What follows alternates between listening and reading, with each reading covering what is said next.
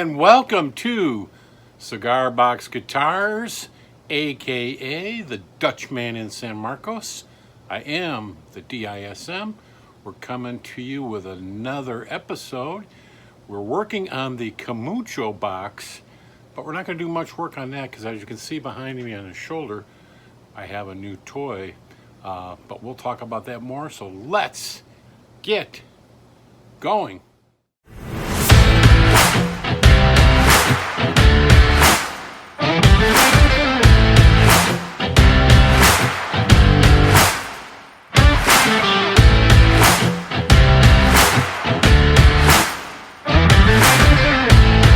All right, so here we go. Like I was saying in the opener, we've got a new toy right there. You can see the box.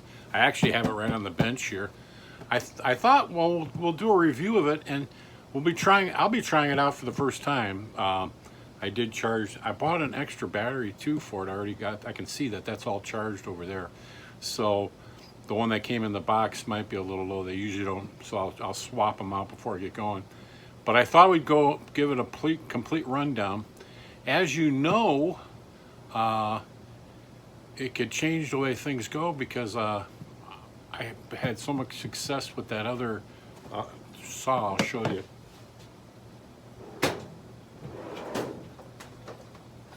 Remember, this guy kind of changed the way I do things. So hopefully this Dremel table saw thing will be better. I'm looking at it, thinking about using it to cut my frets. For cutting the frets so I can zzz. But I do know that the blade that it came with will probably be too wide. But what I'm more interested in when I do this one here, I don't know if you can see it. When I do them on that little Harbor Freight saw, I always have to kind of bump it because it doesn't want to keep spinning. It bogs down. So that's what I'm looking at defeating. So I can probably be able to kind of tell on this one if it doesn't bog down when I'm cutting through hardwood, because this is pretty hard, and that's what it has little jeweler blades on it to be the right width for the frets. I'm gonna have to hunt around for the blades. I think they're like 2 inch. They're smaller than even that little one. So we'll work on that. The Camacho box is still in the same state as it was, where I need to glue the headstock to the neck, and I'll probably do that. I won't bore you with that. And then we'll start cutting into the box. But I thought for this episode, we'd go over the new toy. As you can see in the back, I got one like weird bike. I found that one on the road for free, so I'm gonna fix the tires, which was what was wrong with it, and then sell it on Marketplace. But the little story behind the bikes is Lori had a teacher that she works with that just loves bikes. In fact, he had repainted a Raleigh Professional that he had, so he liked Raleigh bikes, and she was telling him about my bike. I had that Raleigh Grand Sport. Had it since high school, actually. I bought it in Glen Ellen, I remember that. And it was hanging up here. Wasn't getting much use because I had my Cannondales too, which you don't see back there. So ever since Lori hurt her knee, she couldn't get back on the bike and ride because her knee never healed where she can bend it far enough. So riding a bike is like almost impossible for her. I tried to adapt her bike with a shorter crank to fix that. That didn't work. She still had issues. So every time I'd go bike riding, and she had gone with me before the whole knee thing and loved it. I think we took a trip down the trail to Escondido and actually ate lunch at Del Taco and rode back, and she's like, oh, this is the life. She loved it. And that's always been my dream, to travel around with my bikes. In fact, I was even considering how to make a trailer so I could pack up my stuff and camp and just ride my bike and camp. That was always my dream. I had that dream, though, an opportunity to do that when I worked at Spring Hill with the leaders. They would take a trip before summer started, and we rode Sleeping Bear Dunes and all up in that area where we rode our bikes all day, and then we would camp out. So I had that dream and was fulfilled by it. So very happy. Great memories of that all the time. And I've taken many trips in my day. I wanted Lori to share in that joy too, but with the injury, there was no way. So every time I rode my bike, and literally even when I rode the trail around here and said how great it was riding, I could see in her eyes that she felt a little bad that she couldn't do it. So I kind of let the dream go and said, hey, if I can't enjoy it with her and she can't enjoy it, maybe it's time to move on. So I basically said, well, if I'm going to sell my Grand Sport Raleigh, I'll sell them all. And this teacher actually loved the Grand Sport. I think that's why he got it. That one I'll probably keep. But I know he does take bikes and fixes them up and then resells them. So I gave him a really good deal. In fact, a lot of extras. I gave him bike stands, touring stands, all of my collection. I was collecting through Craigslist a lot of Campanelli parts, which I gave him all of that, and for a really fair price. Actually, a gift to a lot of those. I probably could have got a lot more if I sold them individually, but the guy loved it, and I wanted that stuff to go to somebody that would respect it and love it. That makes it more fun, because it's always better to give than to actually receive. And so that made it fun to be able to do that, because the guy could barely talk when he saw all the great stuff I had. So what came about was Lori called it that, she wanted a finder's fee for finding somebody who would buy my old stuff. To her, it didn't have any value, but to me it did. So I go, okay, we'll split it 50-50. And so she's got her money. She hasn't spent hers yet. I spent mine right away. So I said, hey, that'll be great. I got enough to be able to buy this Dremel table saw. And actually, I've never bought a brand new Dremel. All of mine are either flea market or Craigslist used. So this was like the first brand new tool I bought in a long time. But I couldn't, knowing me being a cheap Dutch guy, I can't justify buying a brand new tool. So I justified it because, hey, I sold some of my stuff. Basically, it's like a trade of my bikes for this. So that way those memories live on. But anyways, enough of the backstory of all of that. Here we are today. I went right out and I said, I ordered it off of Amazon. I did order an extra battery because it's battery powered. Because I know how it is. You'd be running that battery right in the middle of a project and it runs out. So I said, I gotta have a spare battery to be able to drop in there and keep going. So I got that, and I thought, hey, what a great thing to do. We could review this saw. I've got a piece of hardwood that we can cut to see, first of all, how it cuts if it's gonna bog down on hardwood, and then see how I can use it.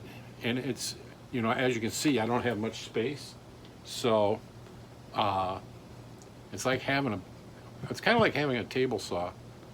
It's not as versatile as a table saw. I'm not going to be cutting a big sheet of 4x8s on it, but it still gives you that cut like a table saw, cross cut like a table saw.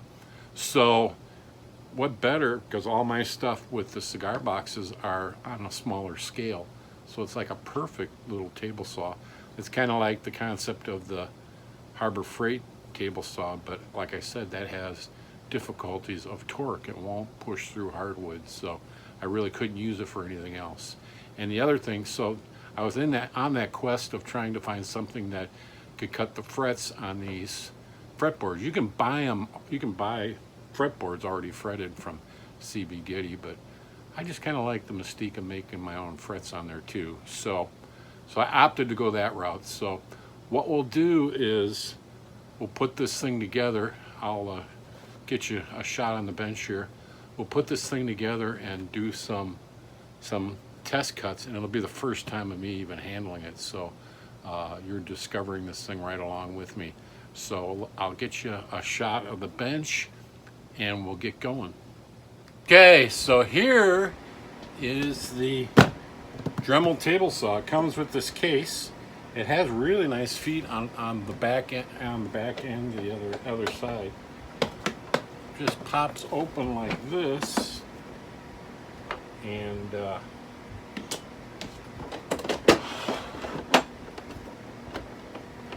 like this. So as you can see, it fits on my worktop, but it has a bunch of stuff. So which I'll probably use these. There's clamps. There's also, which I won't need for longer stuff. There's also like a little sawhorse, the booklet. Has a thing for dust collection, which I'll eventually probably hook up, so I can hook it up to my other little vacuum. And this thing here is for cutting 2x4s to hold it. So a lot of stuff to learn on it.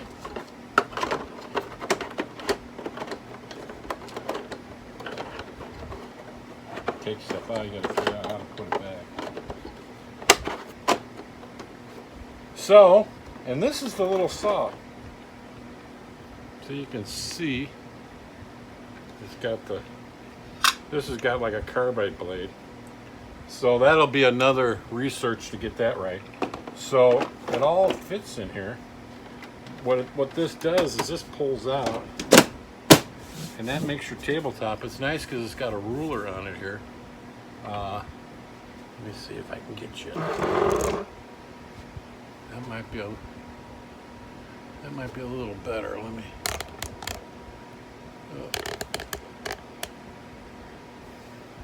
And then you take your saw out.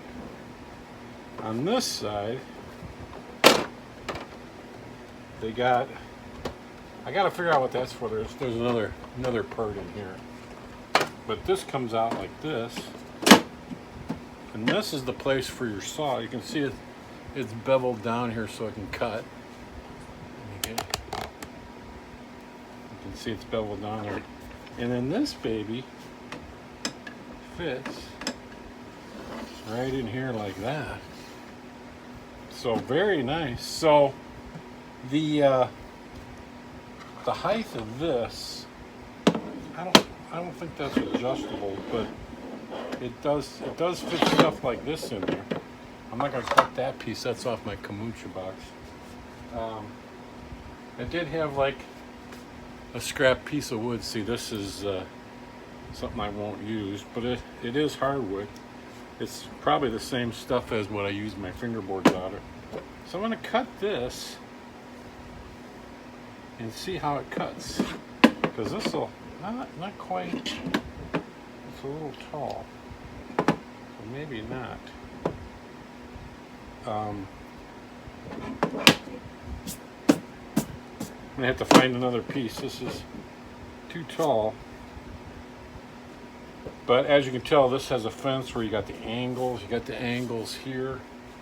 We're gonna get another piece of wood. We'll take a piece of maple,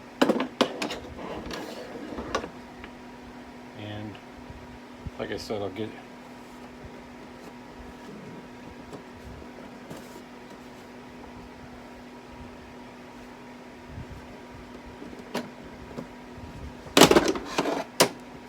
get these clamps out so we can be safe. We don't want any kickbacks or there's a fence in there too. We don't want any kickbacks.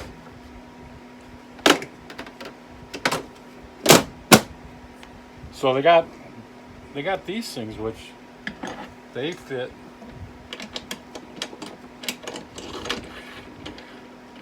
They fit right in here,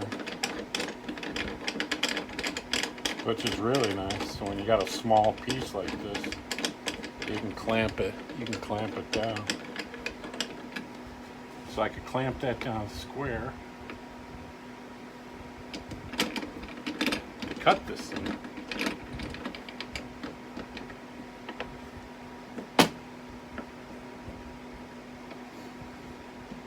So we're gonna give it a try. This will be the maiden voyage, the first cut. See how it'll cut maple, because that's really hard.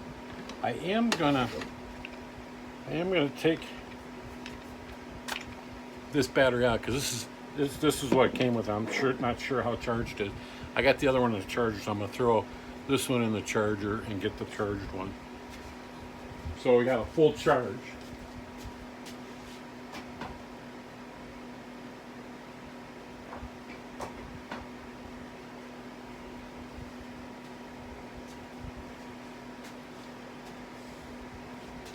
So this is it. So we got a full charge on here.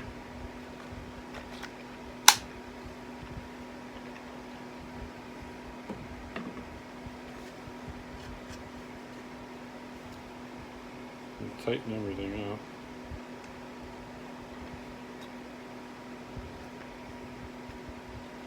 And just do a flush cut.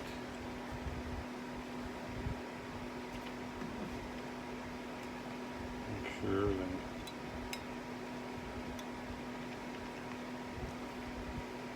Make sure everything's tight.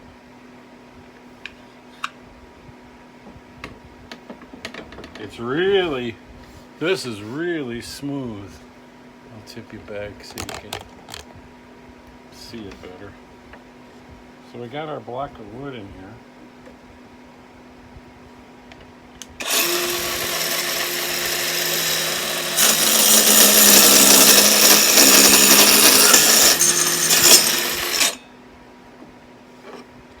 Wow, look at that. Cuts right through. No binding or as you could hear, it just went right through. So now I'm going to try like a lighter cut through this, like it was a fret, and just see how wide that slot is. But let me pause you because I'm going to clean up the sawdust here. I don't want to start getting... All right, got it somewhat cleaned up. Didn't want to get my new tool too messy. I have a little vacuum over there, which eventually... I have this vacuum over there, but eventually I'll use this tool. Get that out. Which I'll try on this cut. They got this tool here, which I think fits. This is for the vacuum. I think it fits right here. So I might be able to fit my vacuum. My vacuum piece. I gotta move my hose just a little bit.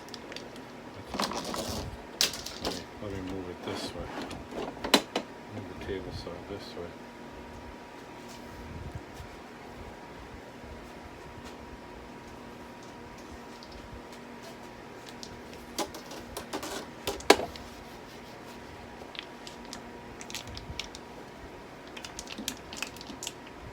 We'll do that to see how that works. Now, I wanna raise this up so it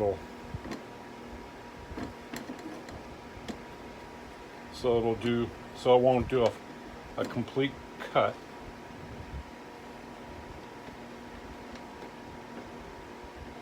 We're just gonna go right in there.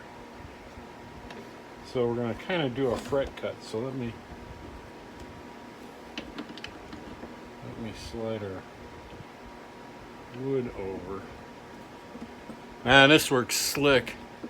But this will be how I'll do the fretboard, see? So let's go a little higher.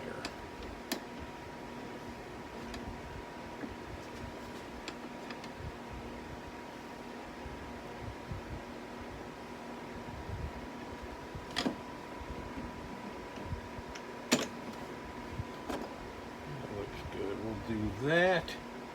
And so it's going to get noisy because I'm going to turn that vacuum on, and we'll do this cut, and then I can see how big of a blade I need to get. Let's get this tight. Let's get this guy over so I don't get all that, and see how good that'll suck up. So here we go. I'm going to turn the vacuum on.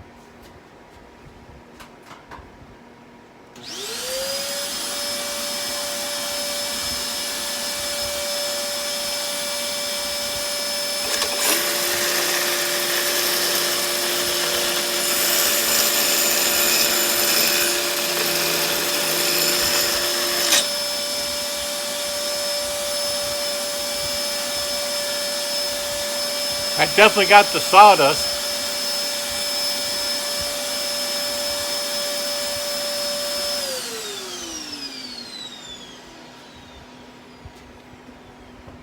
So let's see how the it's not as wide as I thought it was going to be. So maybe I don't have to. There was the cut. I went really shallow. I could go a little deeper. Let me get a hunk of fret out. Which I think I got it over here. If I can get it.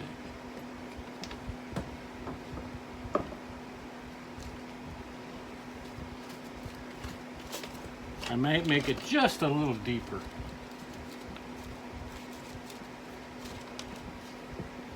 To see if it makes it too, if that blade is just right, that's going to be perfect, but I'll get my frets out just to test it. I'm going to try to make this a little deeper. Or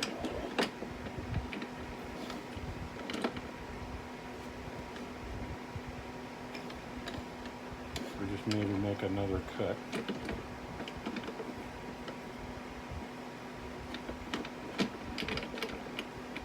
Man, I love this clamp because your fingers are out of the way all this. You can clamp stuff down. I got a clamp on this side too, so nothing will move.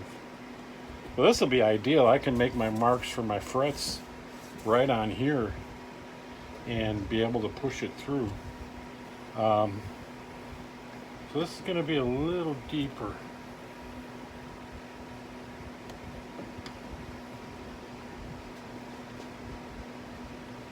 I think I had it on there. Let's go right in here. Okay, some more noise. I'm going to turn that vacuum on.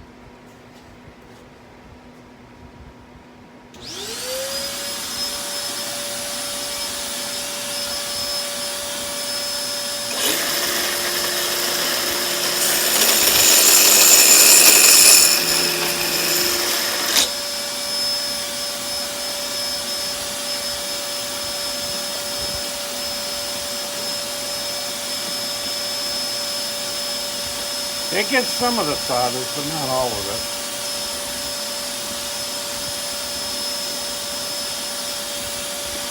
Keep it all clean.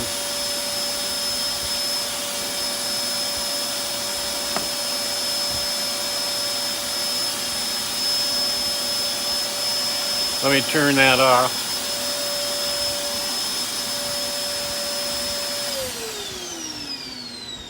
There we go, now you can hear me. So, it might be a little wide. So I might have to look at, as you can see, I'm going to check it again. I'm going to check it against a fret. So we'll get a fret out here. I should be able to tell by putting that fret in there how it's going to work.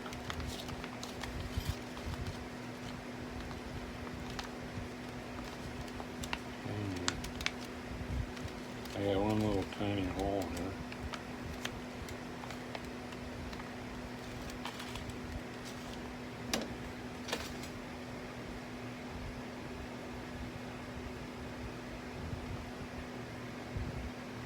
So that's the fret wire.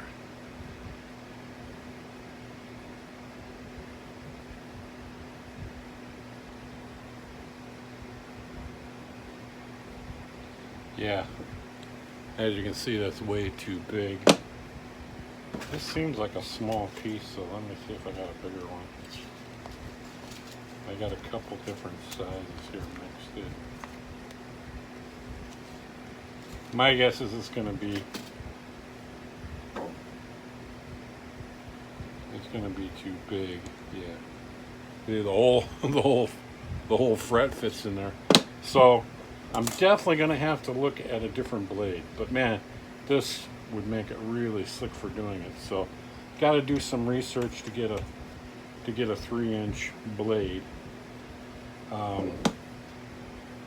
It does, and oh, look at that. I just found out it has the Allen wrench for this right on the machine here.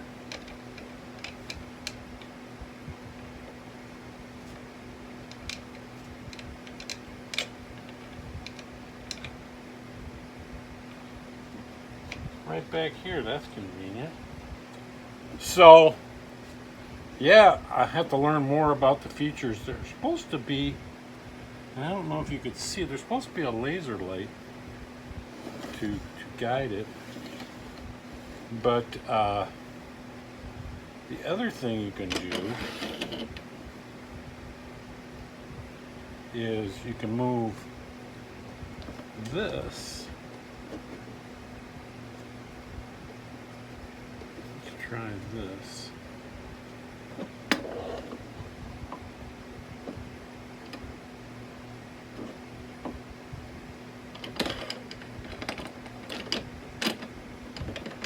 Do one more cut on here.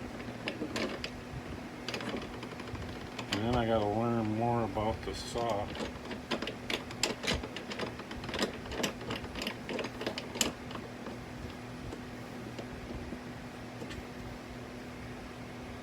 Tighten that down. So we got it set on I can't read the angle. A 30-degree angle. So we're going to cut this 30 degrees. So let's see how that does. And we're going to lower this all the way down because we're going to cut all the way through.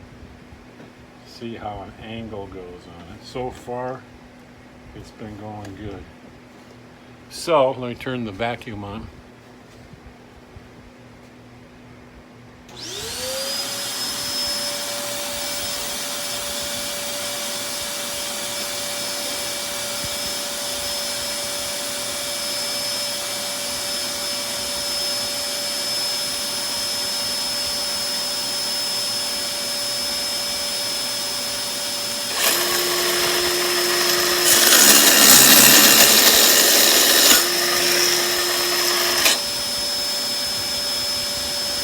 Look at that, like a can.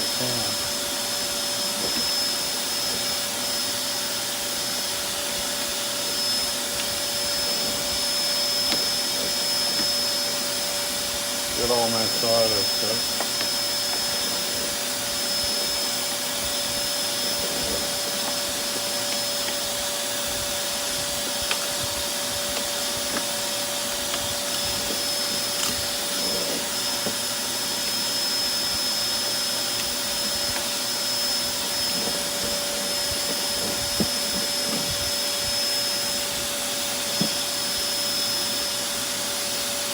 So there you have it, a perfect 30-degree angle on that.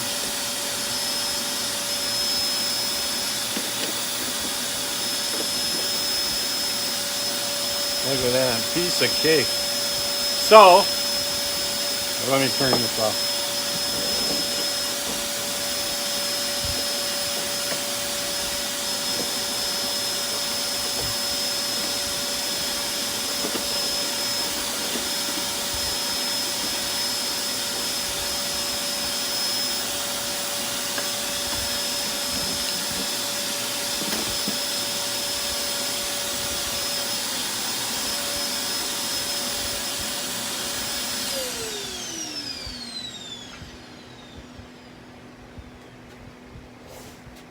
There we go. So, a 30-degree angle. Look at that. So that was my little test piece. So I hope you enjoyed this of seeing my new little saw. This thing works slick. There's all kinds of angles.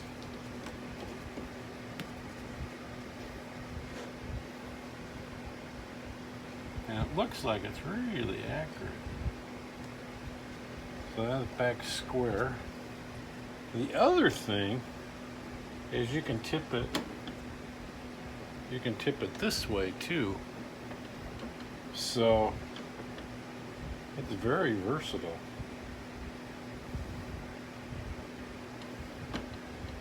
And stuff seems really solid, you know. This is metal, this is metal. There's little washers on that. I gotta read what some of these things are, but man, this thing glides nicely. It's got the dust collection, so I'm really happy with it. I can see many good things coming out of it. Especially, it'll be this here. To be able to do this. And I'll back this up so you can see it. I don't want to nick this board. I'll be able to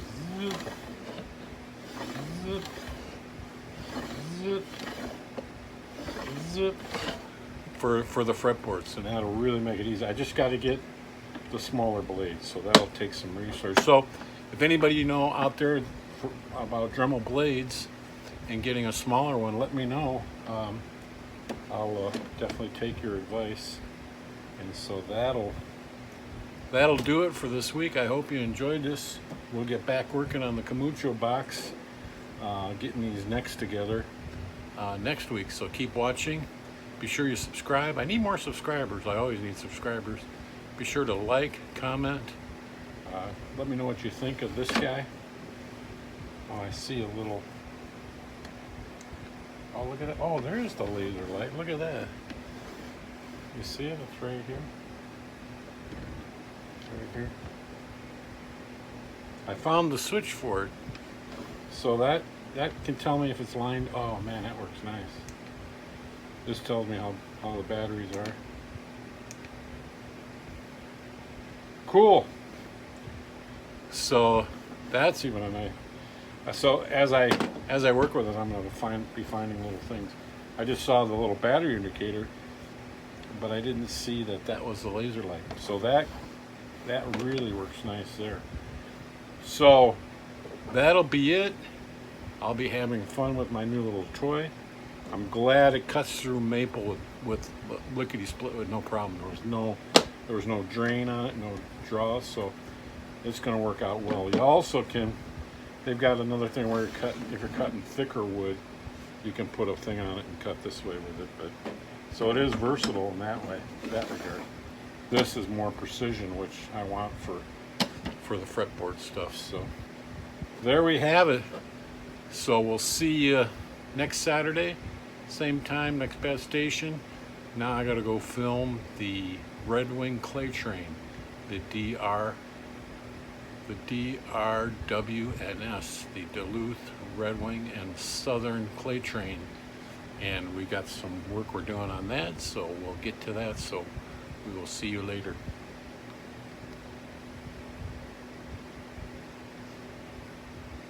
All right, so I hope you enjoyed that.